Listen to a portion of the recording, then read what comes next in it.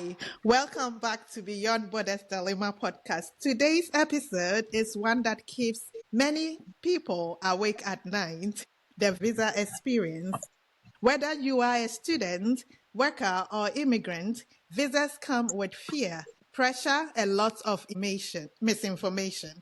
This episode is to demystify the visa process by separating fact from fear.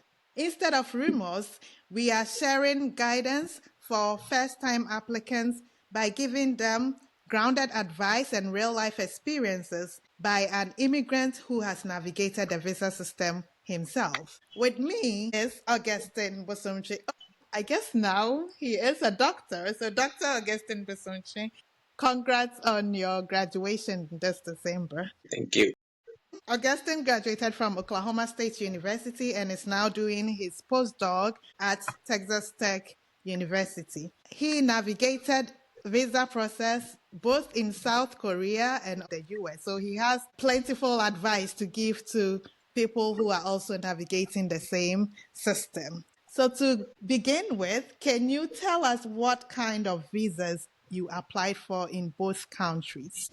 Thank you, Dr. Naomi. Man, it's good to see you again. For the US, I applied for F1 visa, and then for South Korea, I think it was a tourist, or I don't know the categorization very well, but I think it's more like a temporary worker visa. So like a J1 kind of? Yes, I think so. Yeah, they don't really call it J1, but it will be equivalent of J1. Okay. Can you tell us the differences between these two visa processes? So first off, for South Korea, there was no interview. That is like the main difference. And then for the South Korea one, because I was invited by the research institute that I visited. So they kind of already made some background preparations where they submitted some documents to the embassy. So once I got there, I just had to get my own bio information and a couple of things plus the letter and just send it to the embassy. And from there, so it was a pretty smooth. We didn't have to fill in a lot of applications like the one that we do for the US. So and within 2 weeks, I got a visa for South Korea. But for the US, I'm sure maybe we may come to that, but that is a whole thesis altogether. Anyway, that's why we are here. We want to make it calm for others navigating the same system. So how did you prepare for your visas, especially the US one, since you didn't really do anything with South Korea? Yeah, so for the US one, first of all, I had to kind of read a lot, do a lot of background research about the whole visa process. Because one thing that I wanted to do and I want to emphasize is that you may seek for assistance from somebody, but just make sure that whatever information that you are putting in there, you know the exact thing that is being filled in for you. So I had to do a lot of research. What forms am I supposed to fill? What is the process? And what basic document do I need? Once I was able to gather all those ones, and the key one was, I think, once I got that from the school, then I just read a lot and also watched a couple of videos and then started the whole process. Yes. Okay, great. So preparation is very important here. Very key. What was the most stressful part of this whole process? The most stressful part was some of the documents, especially when it comes to bank statement. For me, yeah, because for the I-20, especially for Oklahoma State University, even though they give you the assistantship and all that, but I think if you add the assistantship and then everything, there is this balance that you're supposed to have, more like a top up. So you need to show proof of that amount of money. Yes, so that is, and then I really wanted to use my own bank statements. As at that time, kind of like the monies were almost the exact money that they were requesting, but I just wanted at least more money in my bank statement. So that is the most stressful part. But apart from that, I think the rest of the document, I already had them at my disposal. It was pretty. That's very interesting. I didn't even think about it. I don't actually remember any of my processes, but yeah, that could be stressful, especially if you don't have the amount that they are requiring. The funny thing is, the school requested that difference. They give you the assistantship, and then you have this amount of money that you need to top up. So they requested for that. And when I was going to the embassy, I was thinking that they would ask if I would get that balance. So more like the stress that I put on myself. But when I went there, they didn't even ask about that. So Okay. But you definitely had to have the document, the that's right. proof. That's right. Yes. Okay. At the moment that you were unsure that you be denied, were there moments that you were unsure that you will get the visa or afraid of denial? I would say there were just few moments. I mean, you hear stories about people being denied and all that, so the thought kind of crossed my mind. But overall, looking at, let me say, the document that they were requesting, and also the fact that I had just come back from South Korea, just about I think about 9 or 10 months. So I was just banking on that travel experience plus the document that I already had. So I was kind of quite sure, but then I also left that possibility that, well, something could go south and I would be denied. But I wasn't really afraid though. Yeah, okay. And I hope all your documents were intact, or were there any document you were afraid of kind of revealing? No, I mean, all my documents were intact. How long did the waiting period lasted? And how did you feel whilst waiting after the interview? How did you cope whilst waiting? Yes, so I don't know about other embassies or consulates, but I mean, in Accra, the decision is made right there, like it's spot on. So if you get your visa, you would know there and then. And if you are denied, you also know. When I was in the queue, I didn't know what was going on at first, but I just saw people kind of come out with their passport. Later on, that I figured out those who are coming back with their passport were denied because if you get a visa, they'll just take your passport. So once I went to the officer and then he took my passport, then I knew that okay, I got it, and he gave me some slip to go to DHL to so that I could get my visa. So there and then I knew, and the only waiting period was just waiting to get my passport with a visa stamp. But then I already knew that I had been given the visa. Okay. Yeah. So you didn't have to dilly-dally into No, worry. yeah, my passport wouldn't get lost. Self-inflicted worry. Yeah, yeah. Okay, great. Did anyone give you any advice that turned out not to be true or not relevant? For advice, nobody Or really. maybe you saw it on YouTube or something. Yeah, so the YouTube advice, I don't think I really watched or read any bad advice, honestly. Most of the things that That's I good. read or watched turned out to be true. So, But I'm happy you said all the resources you had were true. So this gives us hope that people who are also navigating could venture into research. I mean, that should be the backbone of this whole system. You should know what you are getting yourself into. you're So right. I'm glad that people are out there giving profitable information on YouTube and other social media platforms. Okay, you're right. Well, now let's get back to the interview. From your experience, did you have any misunderstanding of any of the questions that they asked you? No, it was pretty straightforward. I was asked, if I remember correctly, I was asked just two questions. Wow. Are Yeah. you okay to share them with us? Oh, sure, sure. So the first question was, why am I going, or why did I choose Oklahoma State University? That was the question that the person asked me, and I was also very frank with him, and my answer was that my professor who is inviting me to the lab, I had worked with him way back in Ghana, and so he got an offer for me, and that is why I'm going there. So I was just like, and that is the truth. I was just being frank with him. Yes. Mm-hmm. Yeah. So, and then the second question was, what about finances? So, right when I said, oh, I got an assistantship, then he just looked back to whatever thing that he was on the monitor. And he was like, oh, okay, you're already a GTA. So, and that was it.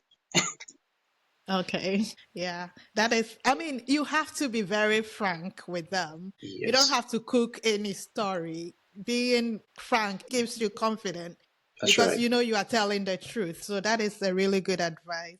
What are some of the common myths or beliefs that you hear about this visa system that aren't true? Oh, to be honest, I had not really paid much attention to visa process and all that. But when I started this whole process, I think one major thing is people, even during the like few minutes before the interview, people were saying that you could be denied a visa based on the mood of the guy sitting behind the office of the officer.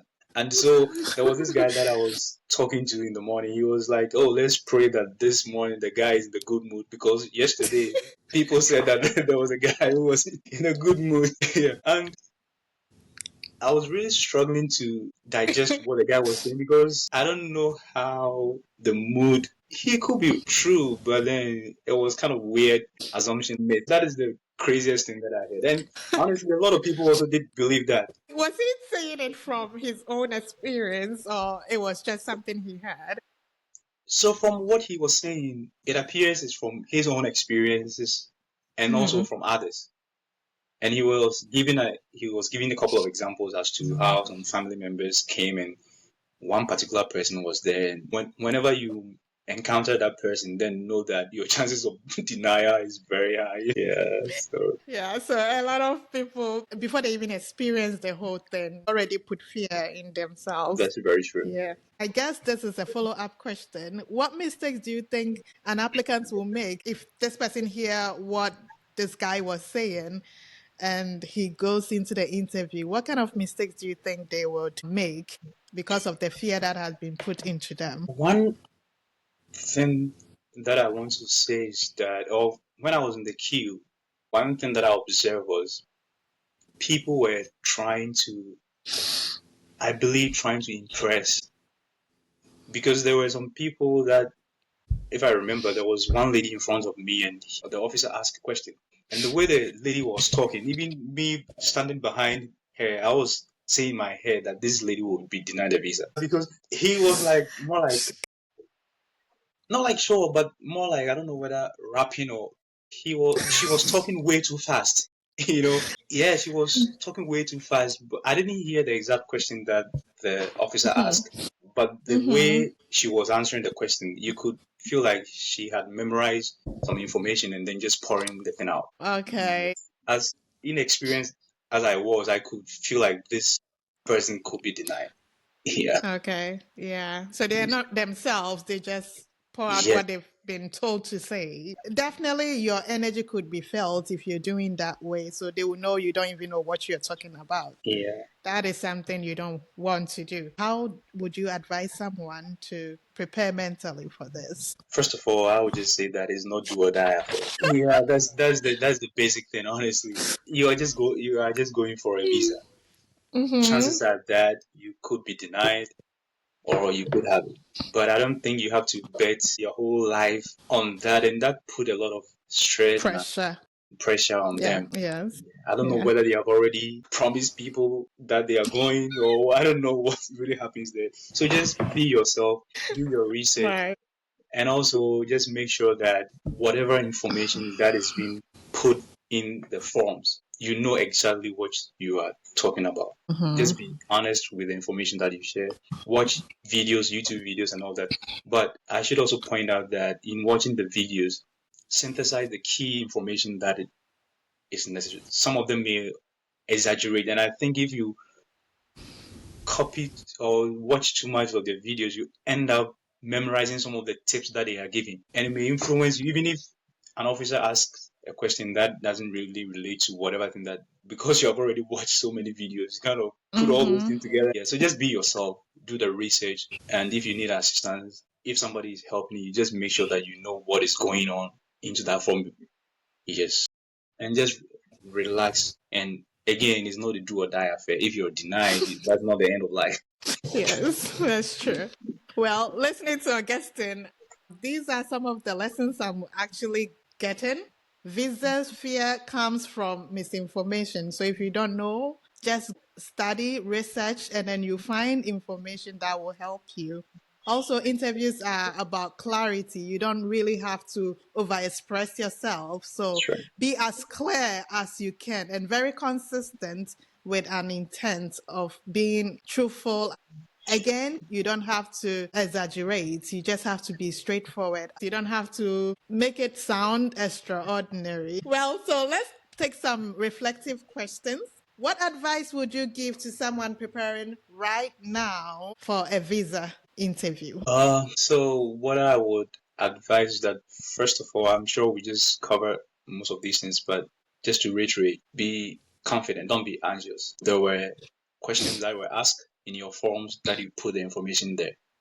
And I believe that officers just look at the information because they don't know you. They just look at the information that you provided there. So long as they are true, you just go there and prepare yourself, and they will not ask you any questions out of what they don't know or what you haven't provided.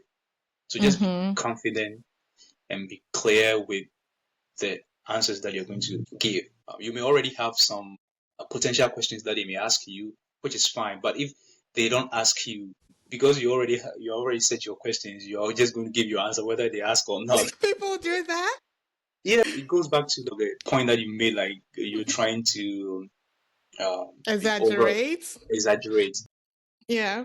and so you more like over talk. So just be confident, and then during the D-Day, go there on time. The example that I gave about somebody saying that if you meet this officer, then your chances of denial don't be listening to those people. Yeah. And it's so tempting because you are right at the gate about to enter for the interview, and the person was right in front of you saying all these things. So you can easily be affected by that. Yes, and also one Yeah. thing I would also say is that the composure, because before you enter the consulate and get to the officer, you see a lot of people there. Is a whole crowd there. So even walking through there to be in the queue and all that, you might even be anxious. It's very intimidating. Confidence, and know that you're not going to die. Just questions. And one of the things I also want to say is that before you get there, you might think it's going to be maybe a lot of minutes, but it's very short time. Officers don't have time to be asking you so many questions. Yeah, so just make your answers very succinct, simple, easy, and then clear. Yes, Good. If you could correct one visa myth, what would it be and why? that's very good. I know it's a myth, but how to correct it, I don't know. And the thing is about how more like spiritual aspect that is connected to visa. Okay. I don't know how to correct it, but it is a big thing. People actually take their passport and prayers. So when you do that, the anxiety actually goes up. You are not only dealing with the physical, now you have brought spiritual stuff in there. So I don't know. I don't know how to correct it, but I mean, I'm a believer. I know that prayer works and all that, but I think we should really decouple the way we have tied visa and spirituality. Then you just have to decouple that. You can pray if it's God's way, that's fine, but always holding your visa in your arms, going here and there, pouring oil.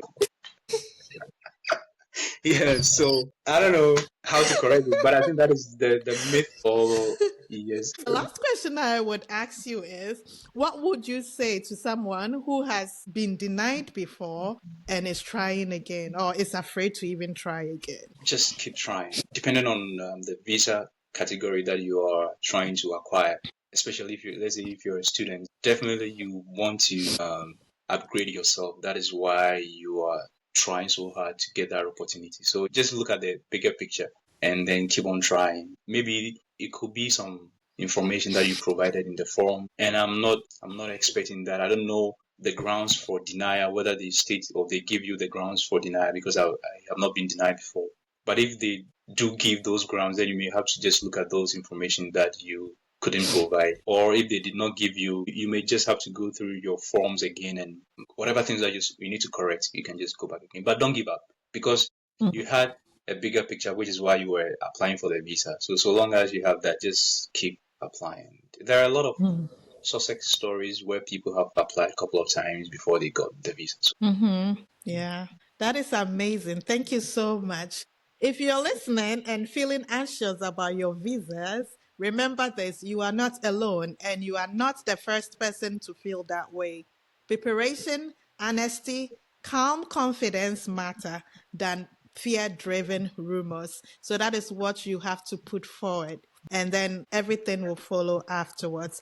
Send your visa questions and experience to us by commenting down or sending me email to help someone to breathe who is also going through the same process. So that is that for today's episode. Thank you so much, Augustine, for gracing our episode and making us laugh a lot, as well as giving us really, really gems to adhere to when we are undergoing any visa interviews and processes. Thank you. You're almost welcome. Thanks for having me. I'm glad I could share some insight into this really important topic. So thank you so much. You're welcome. Thank you.